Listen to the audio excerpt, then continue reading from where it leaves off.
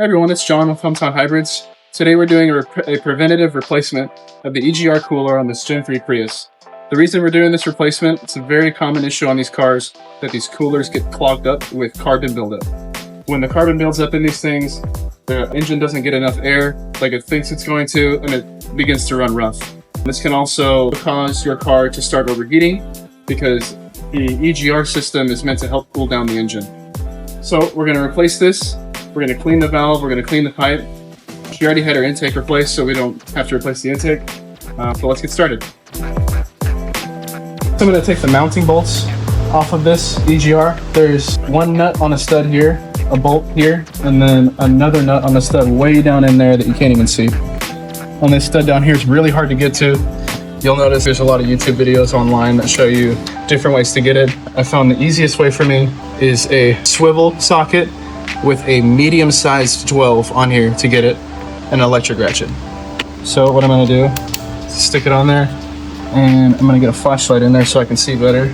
And I don't know if the camera can get down in here to see what I'm doing. And I can barely see what I'm doing. Can you see it down there? No? Well, kind of. So right in there where my socket is, there's a nut on a stud. I'll show you on one of the other EGRs where it is. So to find it down there, you can put your socket here and then just follow it down and land it right on the nut. So that's what it looks like in there now, but down there. Once it's all the way loose, reach down there and grab it, and there it is. The other two are fairly easy to come off. One right here.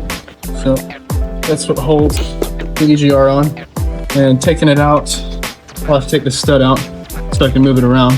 So I use this E8 to get it off.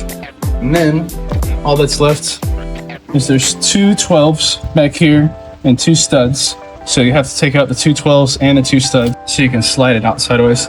So after getting this gasket out, everything should be off and it should come out now. You just slide it to the side because there's still a stud down there. Just pull it out. So if we look in here, you can see how dark it is, how crusty it is in there. I'm trying to get a light a little bit, but really dark and crusty in there, all that soot. And then here is the new one. Real nice and much better, much cleaner. Not as much carbon buildup. So what we're gonna do on this one is we're gonna take this valve off of here. We're gonna clean it. There's a gasket here and it attaches with these little metal clamps on the front of this. And this is what that intake pipe goes to. So I'm just gonna leave that to the side.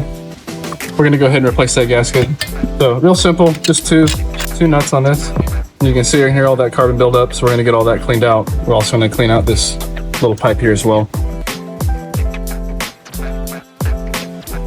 So we're gonna let it sit a little bit with a bunch of carbon cleaner in here. Then we're gonna hit it with a pipe brush, get it all out. And then after that, let it dry out, and then it'll be ready to install. And then once it's all dry, it should look like this. All the carbon's gone. And then we'll get ready to put it back in. So we have a new gasket here. We're gonna install it here. Remember the beveled side goes out and into the EGR, just like that. Eventually. Once that's on, we can take the new EGR, which is this one, new one. We just put it on like this with the tube facing down and the tube facing down like that.